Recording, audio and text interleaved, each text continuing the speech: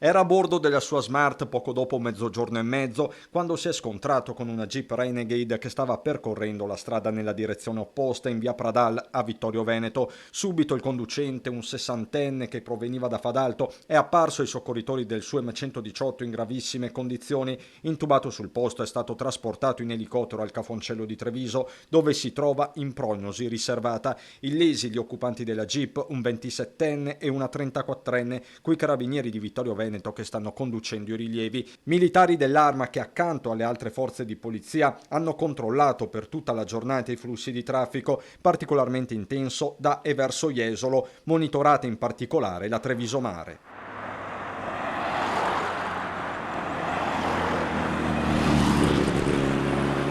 I controlli, fanno sapere dal comando provinciale, sono finalizzati alla tutela degli automobilisti, soprattutto lungo le principali direttrici della viabilità per il mare e la montagna. Monitoraggio già iniziato venerdì sera e che ha permesso l'individuazione di alcuni soggetti in stato di pesante alterazione alcolica. Prima una donna di 39 anni a Godega di Sant'Urbano, poi un uomo di 51 a Casale sul Sile, mentre la prima viaggiava con un tasso alcolemico pari a 1,4 grammi per litro, il secondo ha superato abbondantemente la soglia dei due. Per entrambi ritiro della patente e sequestro del mezzo. I controlli continueranno anche nelle prossime ore.